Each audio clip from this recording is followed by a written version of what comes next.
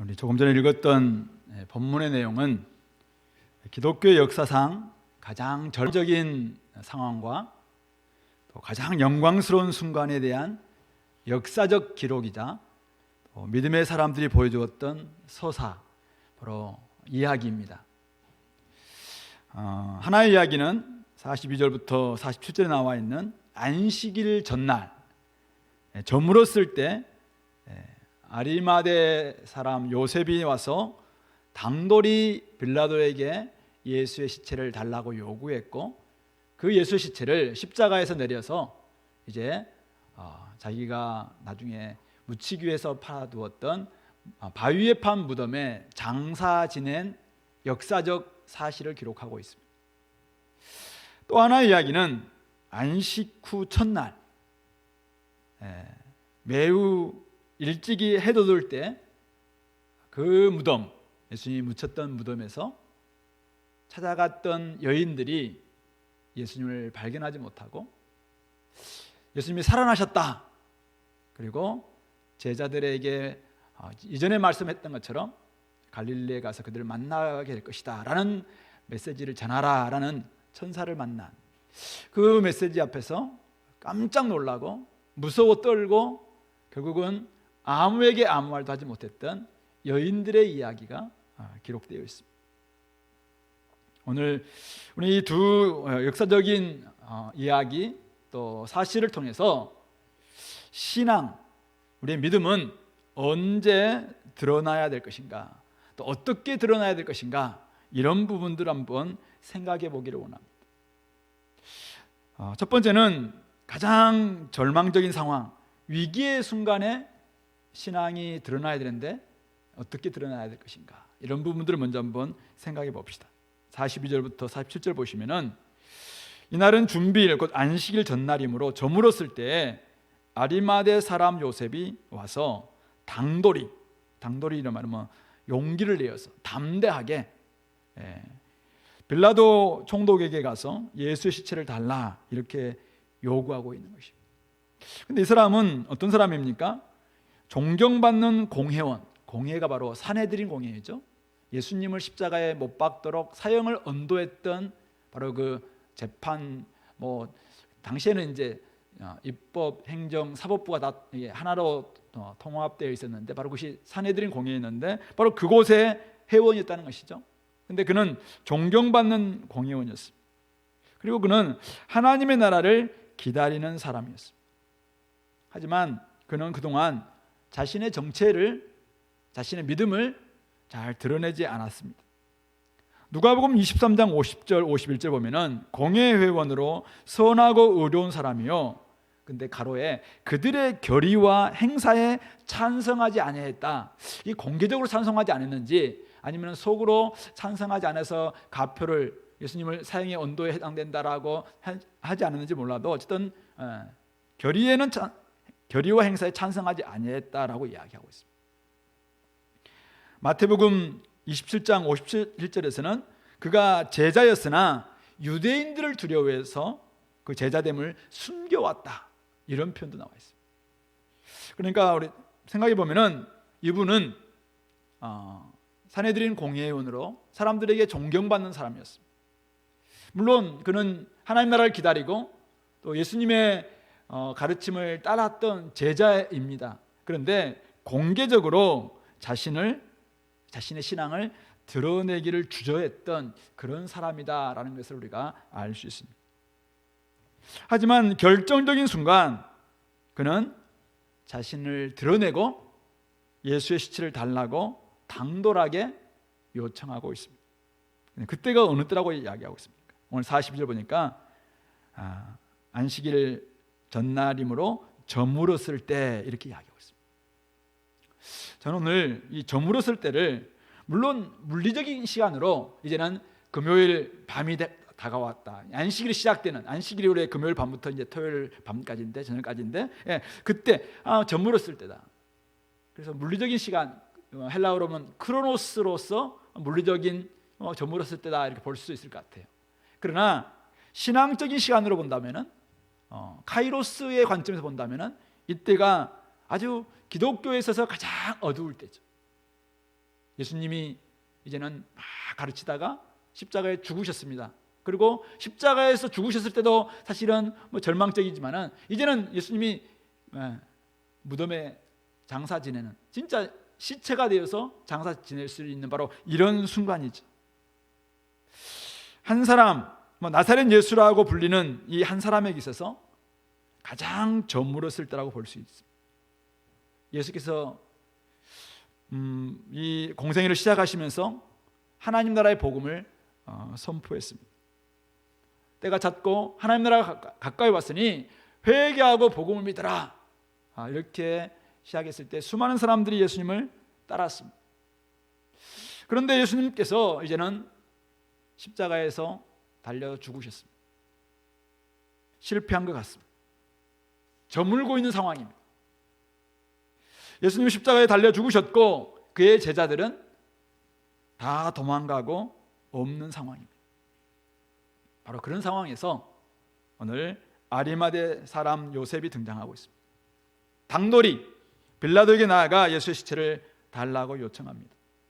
유대인으로서 안식일 전에는 시신을 장사 지내는 것이 맞다고 신명기 21장 23절 말씀을 근거로 해서 우리 율법에는 이래야 된다 아마 이야기했을 수도 있습니다. 그러나 어떤 빌라도에게 나가서 설득하기 위해서는 자기가 예수님을 이 정치범이기도 하고 신성모독죄로 지금 십자가 못 박혀 있는 이분을 장사해야 되는 그런 입장에 대해서 설득하지 않았겠습니까? 그는 자신을 드러내기를 좋아하는 스타일이 아니었습니다. 하지만 용기를 내었습니다. 그동안 유대인들 두려워해서 제자됨을 숨겨왔던 그였지만은 더 이상 숨겨서는 안 되겠다라고 결단했던 것 같습니다. 자신의 정체와 믿음을 계속 숨기고 있다가는 예수님은 십자가에서 계속 밤이 되도록 달려있을 수도 있겠다, 이렇게 판단했던 것 같습니다. 빌라도는 죽음을 확인하죠. 아니 벌써 죽었다고? 이상하게 여겨서 백부장에게 가서 확인하게 해봅니다. 죽었다는 것을 확인하고 결국은 예수의 시체를 내어줍니다. 시체를 이제는 건네받고 오늘 요셉이 했던 행동이 46절에 자세하게 기록되어 있습니다. 46절입니다. 요셉이 세마포를 사서 예수를 내려다가 그것으로 싸서 바위 속에 판 무덤에 넣어두고 돌을 굴려 무덤 문에 놓음에 막달라 마리아와 요셉 어머니 마리아가 예수 둔 곳을 보았다라고 이야기하고 있습니다. 하나하나가 그냥 대충, 원래 저주받은 사람, 십자가에 달려서 사형을 받은 사람들은 이제 찾아보니까 그냥 대충 이렇게 내려서 죽고 나면은 그냥 공동묘지에 아예 그냥 이렇게 방치하거나 공동묘지에 이렇게 장사 지내는 것이 관례라고 합니다. 그런데 아리마대 사람 요셉에게는 예수님은 그런 존재가 아닌 것이죠. 그래서 세마포를 삽니다. 그리고 그것으로 예수님을 시신을 다 여물하고 막 쌌겠죠. 바위 속에 판 무덤, 자신이 나중에 묻힐 무덤이기도 하고 어쩌면 가정 무덤일 수도 있습니다. 가정묘일 수도 있습니다. 바로 이 무덤에 넣어두고 그리고 짐승이나 다른 누구가 도둑질하지 못하도록 이 돌을 굴려서 무덤 문에 다 이렇게 막는 일까지 장사 지내는 마지막 이 일들을 감당하고 있는 것이죠. 평소에는 믿음을 드러내지 않고 그는 존경받는 공회원으로 지냈고 하나님 나라를 묵묵히 기다리면서 살아왔습니다. 생각해 보세요.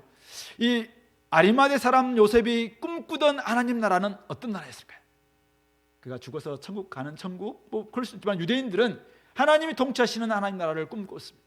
그래서 어떤 사람들, 대부분 사람들은 다윗과 같은 왕이 오셔서 이제는 로마의 이 모든 권세를 다 물리치고 하나님께서 이전에 다윗과 솔로몬에게 주셨던 그 영광을 회복하는 것, 이것이 하나님 나라가 도래하는 것이다. 유대인들은 그렇게 생각했습니다.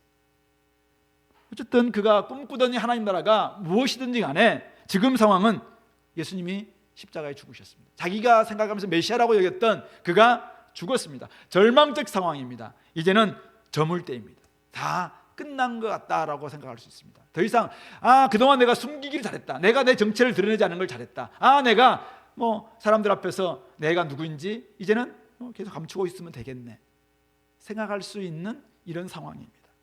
사람들은 숨고 도망가기에 바빴습니다. 그러나 요셉은 더 이상 숨지 않았습니다. 도망가지 않았습니다. 단돌이 나와서 믿음을 드러냈습니다. 성실하게 예수님을 장사 지냈습니다. 그 결과 하나님의 뜻을 이루게 된 것이죠. 이사야 53장 9절에 그가 죽은 후에는 부자와 함께 있었도다 라는 말씀이 그대로 이루어진 것이죠. 예수님의 시체가 십자가에 매달려 있는 그 현실, 아주 절망적인 현실입니다. 아주 위기의 현실입니다. 기독교가 시작됐다, 예수님과 함께 시작됐다면 기독교가 이제는 사라질 수 있는 바로 그 시점입니다. 그런데 바로 그 십자가에 매달려 있는 저주받은 메시아가 저주받아서 십자가 매달려 있는 바로 그 현실, 바로 그 위기의 순간에 가장 저물었을 때죠. 아주 어두운 밤입니다. 그때 그는 자신의 믿음을 드러내고 있는 것입니다. 좋은 시절에는 신앙을 드러내다가 인생의 어둠이 찾아오면 신앙을 드러내지 못하는 사람들이 많습니다. 사람들이 다 좋아해주고 또 기독교가 사람들에게 인기 종교가 됐을 때 하루에도 수십 명이 믿겠다고 나섰던 그런 때가 있었습니다. 교회들마다 진짜 부흥 집회가 일어나면은 수많은 사람 찾아왔고, 우리 청소년들은 갈 데가 없어서 교회를 찾아왔고, 제 중고등부 시절만 해도 그랬습니다. 그냥 놀다가도 교회 가자 그러면 오기도 하고, 여름 성경학교 때 부관함만 들고 온 동네를 이렇게 치면은 줄줄이 따라옵니다.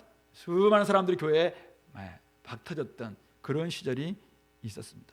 진짜 말해서 문전성시를 이뤘던 그런 시절, 그때가 있었습니다. 물론 제가 학교 다닐 때 저도 은혜를 받고 이 길로 가야 되겠다 하면서 이제 우리 교수님들과 함께 식사하는 자리에서 사내에서 앞으로 뭐 하냐라고 묻길래 제가 목회자가 되려고 합니다라고 이야기하니까, 그때 교수님 중에 한 분이 저한테 이렇게 했습니다. 지금도 기억하는데 유망직종이지. 목사가 그때 당시는 유망직종이라고 이야기했어요. 90년 그때 90년 선생님. 그래서 그때는 한참 막 선교단체도 어떤 선교단체, 제가 있던 학교에서도 200명 가까이 됐어요. 그러니까 막 지부가 3개로 나눠져서 예수세상, 복음세상, 평화세상으로 나눠져서 있기도 하고, 제가 또 맡았던 학교도 고신대 같은 경우도 100명 이상이 넘어서 몇 개 지부가 되기도 하고, 영남대 저기 대구에 있는 데서는 몇백 명씩 막 되기도 했던 이런 시절 때 사람들은 믿음 드러내기를 재밌겠습니다. 선교단체 아주 인기 있었습니다. 그때는 이제 간판만 딱 걸면 아이 배고파 해야 돼요. 그러면 뭐가 수많은 사람들이 막 찾아왔어요. CCC 막 찾아왔습니다. 많은 사람들이 믿겠다고 찾아왔던 이런 시절이 있었습니다. 그때 자기도 그리스도인이 되겠다 했던 사람들이 많이 있었죠. 예수님이 등장하면서 하나님 나라 가까이 왔고 회개하고 복음을 믿으라 이렇게 외쳤을 때 예수님은 인기 스타였습니다. 지저스 크라이스트, 진짜 슈퍼스타. 요즘 말하면은 그냥 한마디로 말해서 스타였습니다. 스타. 하나님 나라가 곧 도래할 것처럼 여겨졌습니다. 그런데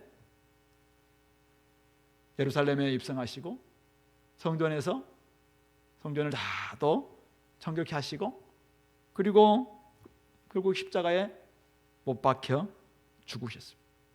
그것도 신성모독죄로 유대인의 왕이라는 죄명을 뒤집어쓰고 죽으셨습니다. 위기의 순간이 아닐 수 없습니다. 저물어 갈 때입니다.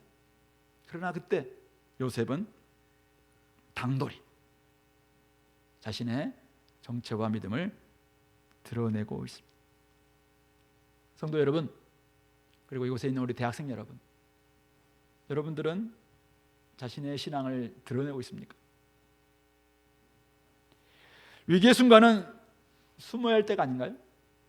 몸도 정체도 우리의 믿음도 그냥 감추고 대충 이렇게 빨리 믿고 내가 주님은 아시니까 나중에 죽어서 천국 가면 되지, 이렇게 살아갈 때가 아닌가요? 잠잠히 하나님 나라를 기다리던 아리마대 요셉, 다른 사람들이 나서지 않았습니다. 아무도 나서지 않았습니다. 그러나 요셉은 위기와 위협을 당하는 순간 자신의 신앙을 드러냈습니다.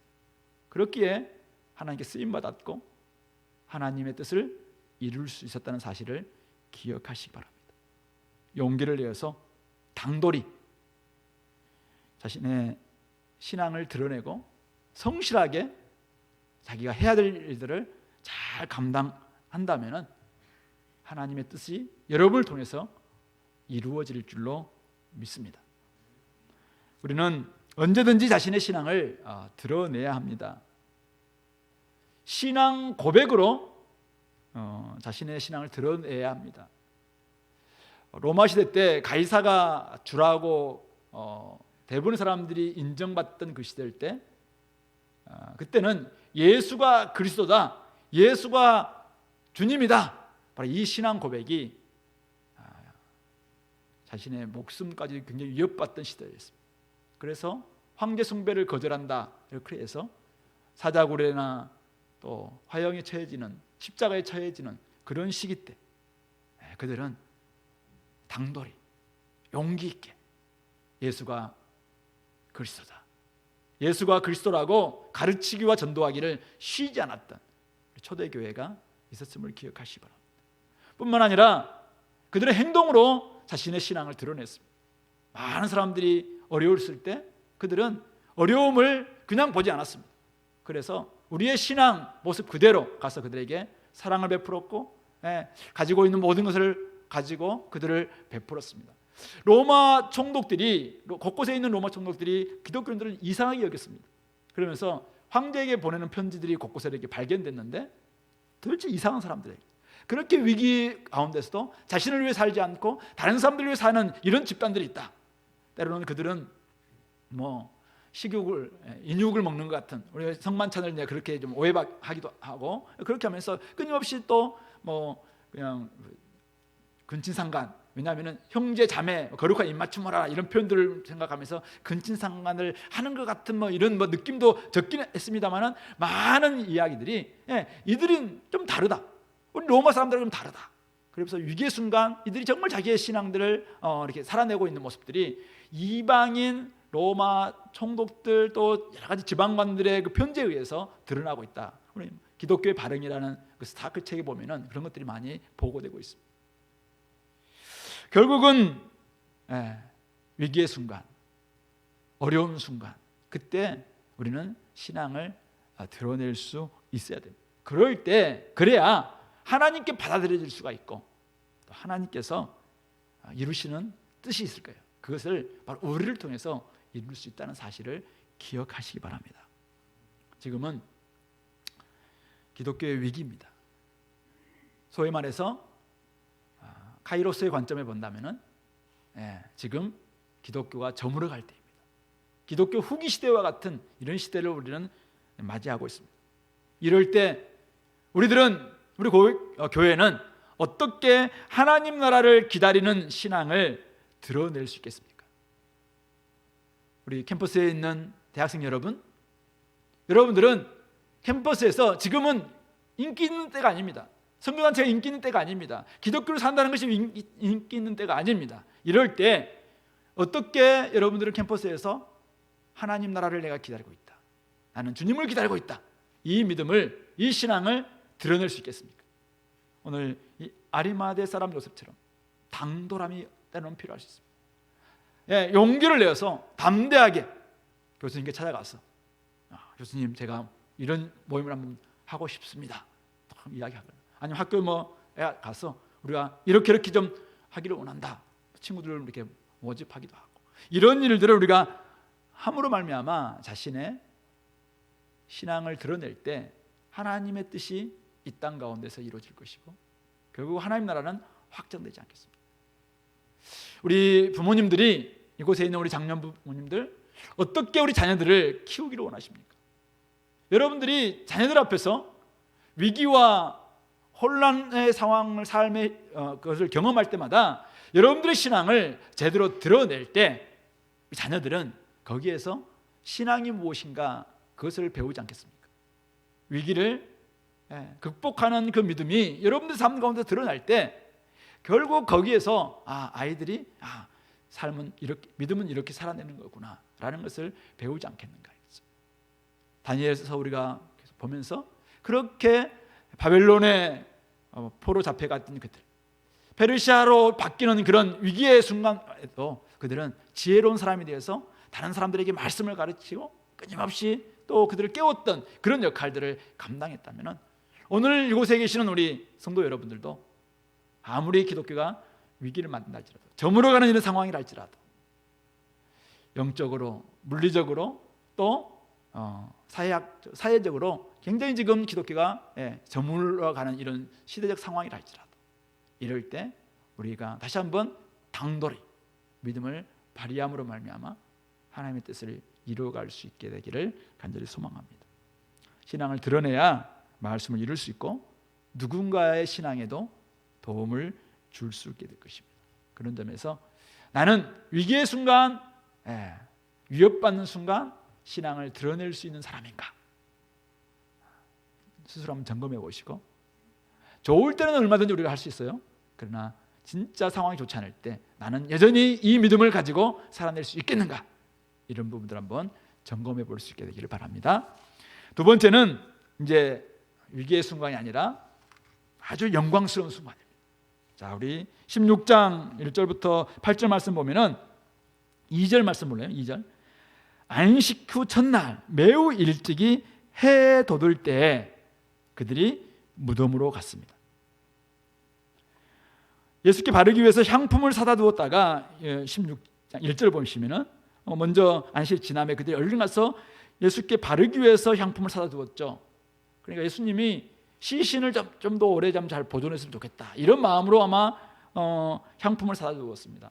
우리 요한복음을 보면은 아리마대 사람뿐만 아니라 그때 당시에 니고데모도 와서 굉장히 많은 모략과 이 향품을 들여서 충분히 이렇게 장사를 준비했어요. 근데 이 여인들은 그럼에도 불구하고 참 모자란 듯한 느낌이 드니까 어떤 예수님의 시신을 더 좀 오래 보존했으면 좋겠다 이런 마음을 가지고, 또 나중에 우리가 주님이 다시 오시는 날 마지막 날 아마 부활하게 될 터인데, 유대인들의 신앙이니까 그게 마지막 날에는 우리가 다 부활하게 될 텐데, 어쨌든 예수님께서 참 시신이 잘 보존됐으면 좋겠다 이런 마음으로 그들은 향품을 사다 두었다가 매우 일찍이 해 돋을 때 그 무덤으로 가면서 이야기를 합니다.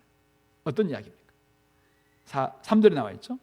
누가 우리를 위하여 무덤 문에서 돌을 굴려주리요. 왜냐하면 여인들이다 보니까 이건 남성들이 해야 될 일이거든요. 남자들이 막 장정들이 돌을 막 굴려서 이제 뭐 하는데 남자들은 없고, 그러니까 자기들이 가면서 누가 돌을 굴려줄 수 있겠나, 뭐 염려, 걱정 뭐 이런 하면서 지금 가는 거예요. 그런데 4절, 눈을 들어본즉 벌써 돌이 굴려져 있는데 그 돌이 심히 크더라. 얼마나 돌이 심히 컸는지가 이들은 다 봤던 사람들이에요. 그것을 어떻게 막는지도 봤고, 그리고 돌아오면서 가면서 그 진짜 힘이 큰 돌이었는데 한두 사람이 아니라 남자들이 막 굴려서 이렇게 옮겼는데 당연히 어떻게 누가 굴려줄까? 우리 지금 세 사람 여성들 우리 힘이 부족한데 막 이렇게 이제 걱정하면서 가고 있는 거잖아요. 자, 그런데 누가 무덤 문에서 돌을 굴려주려 하고 왔는데 4절 보니까 벌써 돌이 굴려져 있는데 그 돌이 심히 크더라. 그래서 그들은 5절 무덤에 들어가서 이미 열려져 있는 문으로 들어가서 흰옷을 입은 한 청년이 우편에 앉은 것을 보고 깜짝 놀랐다라고 기록하고 있습니다. 자, 우리 먼저 한번 진짜 해 돋을 때 기독교에 있어서 가장 찬란하게 빛나는 날, 부활절 아침, 아까 우리 찬양했던 것처럼 주님께서 사셨습니다. 부활하신 그날입니다. 주님께서 3일 만에 부활하겠다고 이미 말씀하셨어요. 부활한 그날, 부활하신 바로 그날입니다. 하나님께서 이미 돌을 옮겨놓으신 바로 그날입니다. 기독교 역사에서 가장 찬란한 그날입니다. 기독교 역사에서 영광스러운 그날입니다. 해가 지금 딱 돋아있는 바로 그날입니다.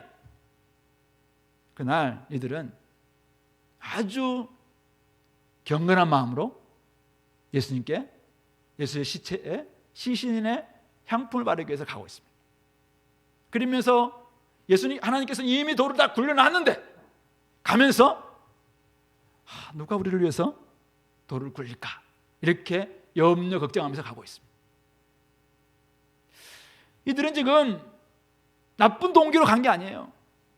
이들은 아주 선한 동기로, 아주 경건한 마음으로 예수님의 시신을 또 잘 보존해 볼까 하는 아주 헌신의 마음으로, 사랑의 마음으로 가고 있습니다. 그리고 당연히 누가 돌을 굴릴까, 합리적이고 이성적이고 아주 보편적인 이런 사고방식, 그런 생각 속에서 가고 있습니다. 그런데 영광스러운 부활절 아침에는 전혀 어울리지 않는 고민이자 그런 생각이라는 사실입니다.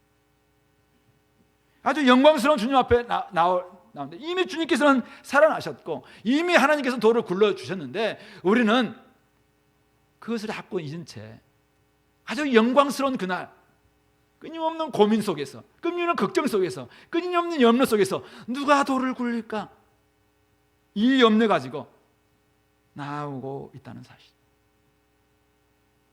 위기의 순간에는, 절망적 순간에는, 예수님의 장사 지낼 때는 당연히 세마포도 사야 되고 향품도 사야 되고 향유도 있어야 되고 또 그들 잘 싸고 돌도 굴러야 됩니다. 그러나 그는 기독교가 가장 절망적인 순간이죠. 그러나 지금은 어떤 순간입니까?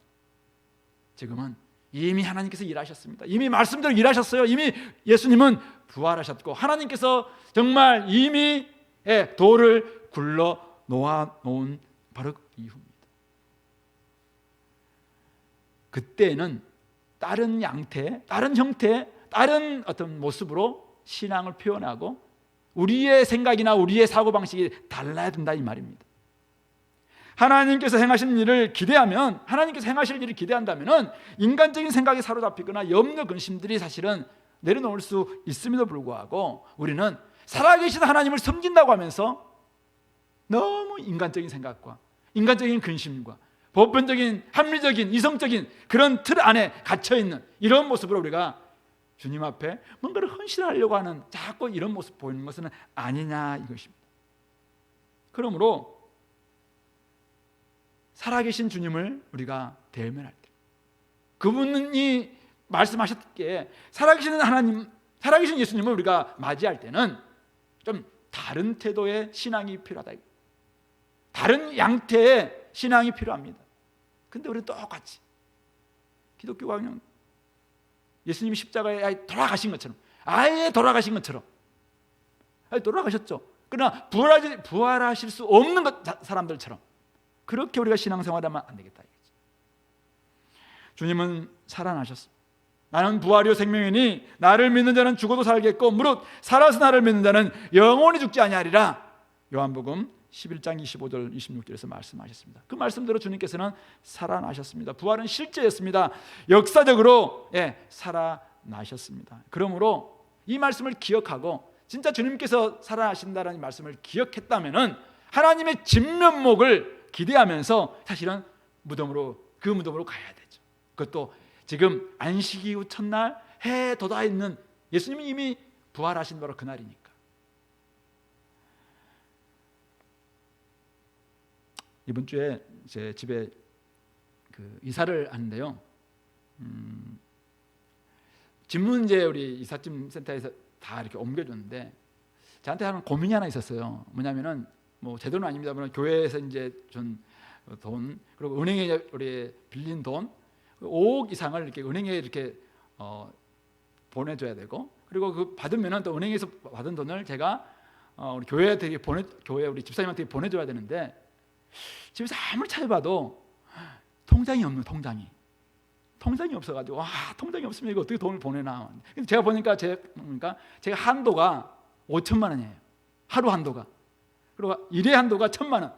야, 그러면 도대체 이거 어떻게 해야 돼? 5억을 보내려면은 5천만 원 어떻게 보내야지? 막 고민, 걱정 막 이렇게 하는데 딸인가 누가요?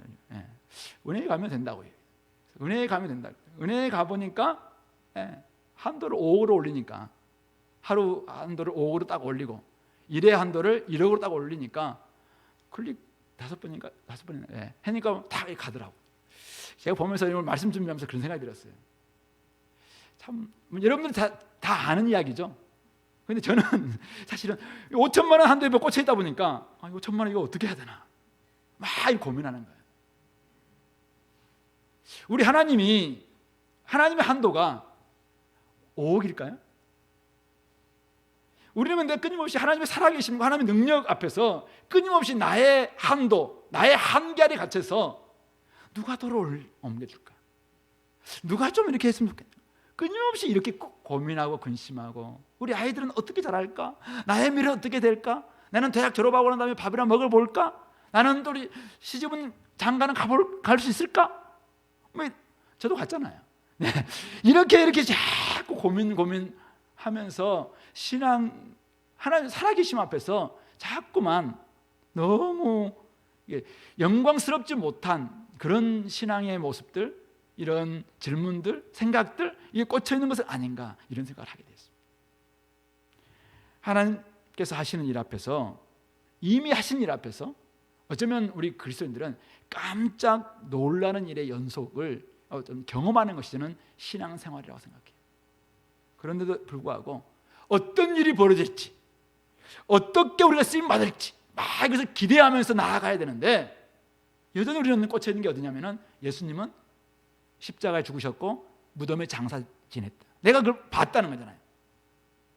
그러니까 거기만 꽂혀 있어요. 근데 예수님은 이미 부활하셨어요. 지금 살아계셔요.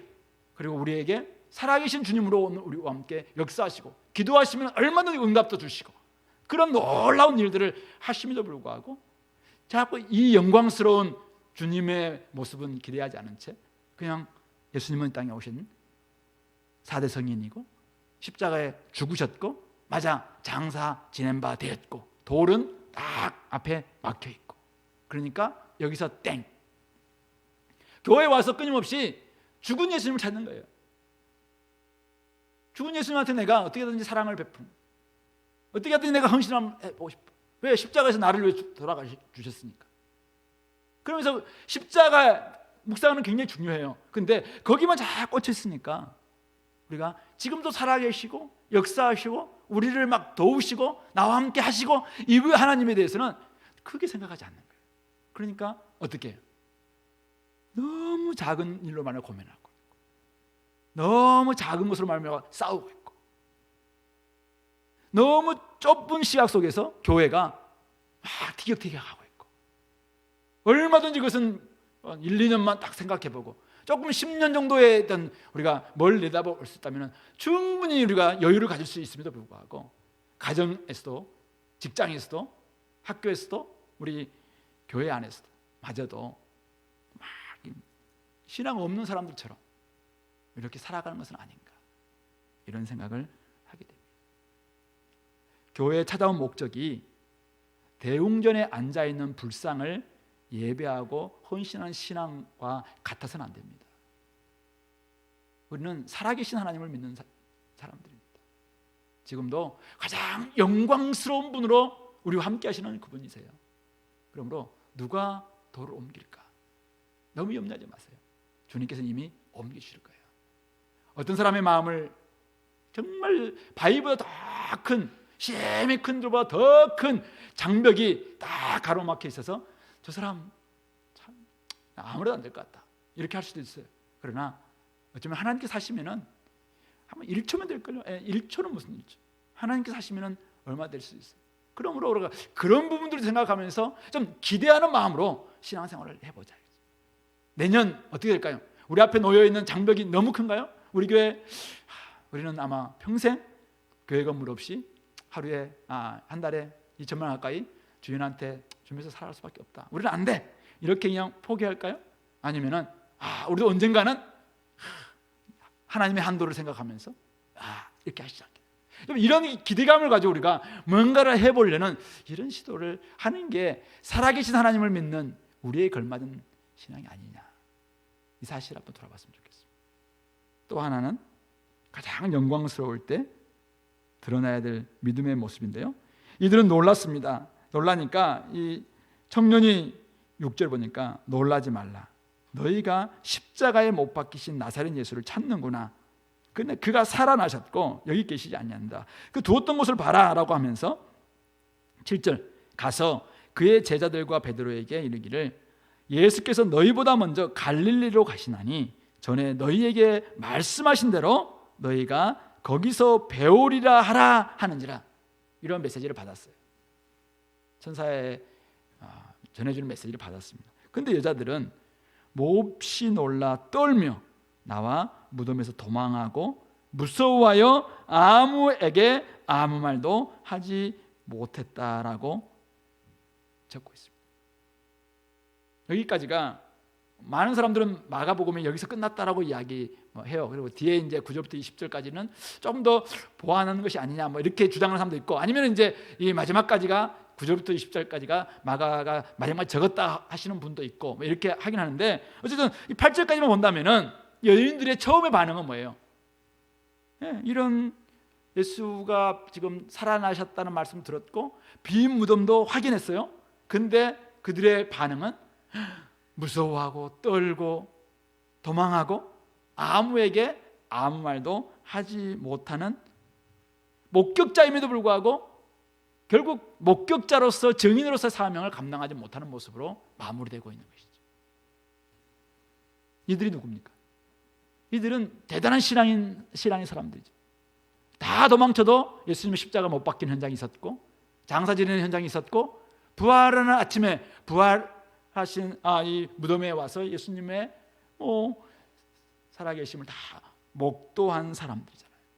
이들이 지금 아무에게 아무 말도 하지 못하는 이런 상황이 되니까 이것이 가장 영광스러운 그날, 해가 돋는 그날과 너무 어울리지 않는 이런 모습으로 마가복음이 마무리되는 것 같은 이런 느낌을 우리에게 주는 것입니다.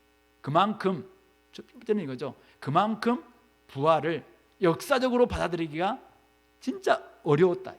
예나 지금이나 부활을 이렇게 받아들이기는 진짜 어려웠구나. 이 여인들도 진짜 이랬구나.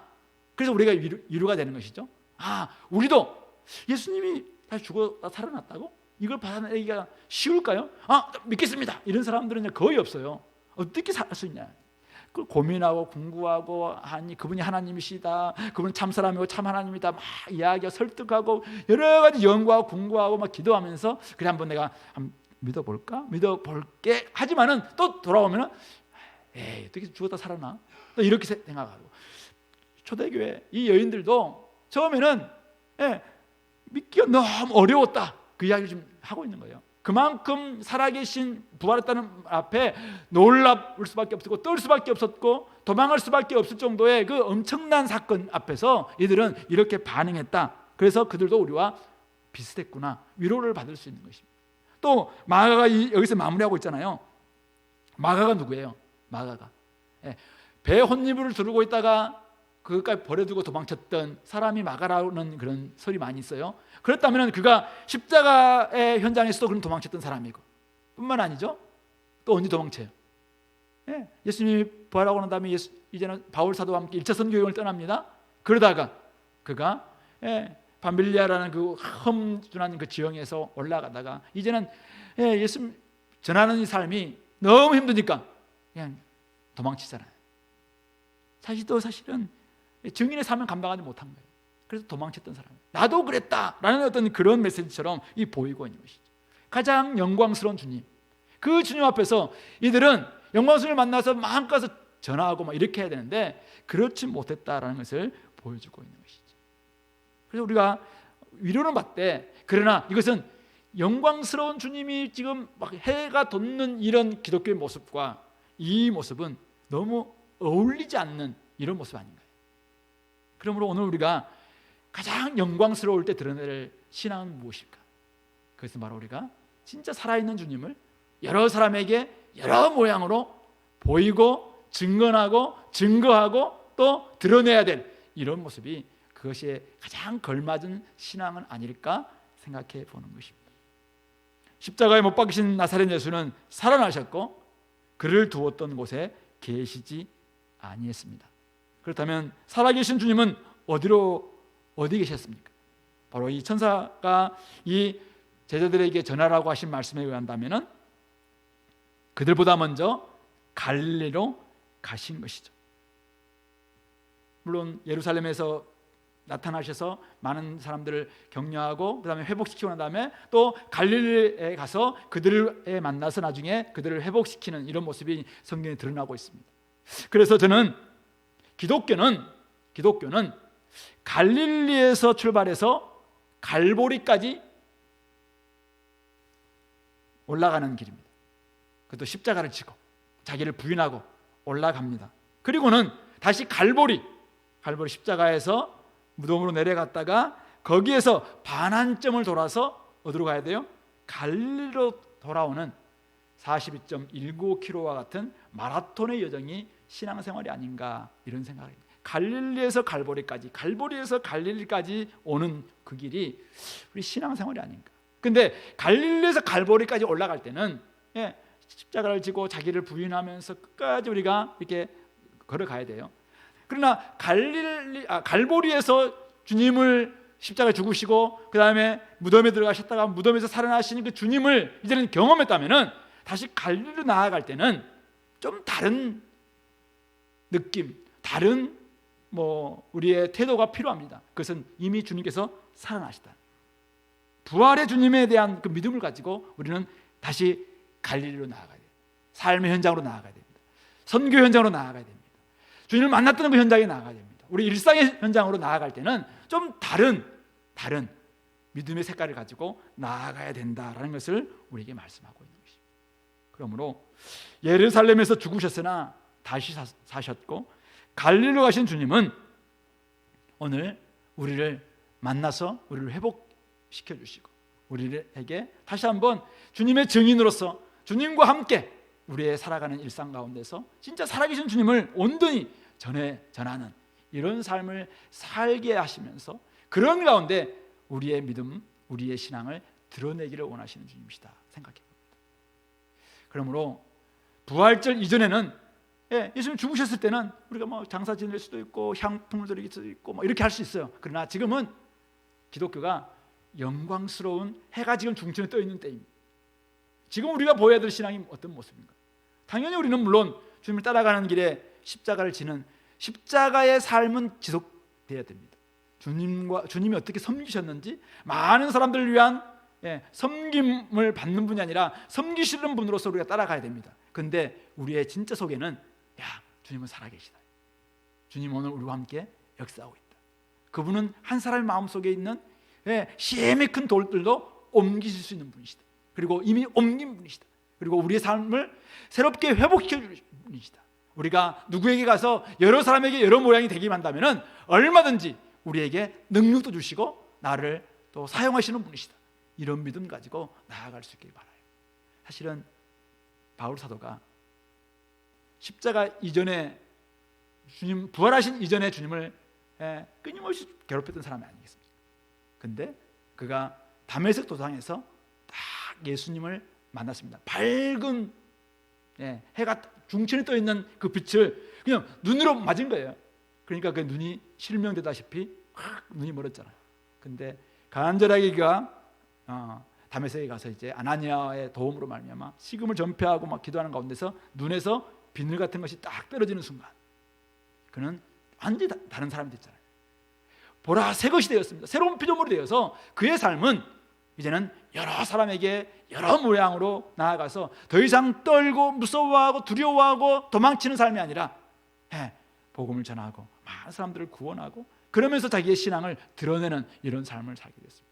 그의 인생에는 바로 밝은 빛, 바로 주님을 만나고 난 다음에 부활하신 주님을 만나고 난 다음에 그의 신앙은 완전히 이전과는 달라졌던 것을 우리는 잘 기억하고 있습니다. 그런 점에서 오늘 저와 여러분들의 신앙, 우리의 신앙을 잘 드러낼 수 있게 되기를 소망합니다.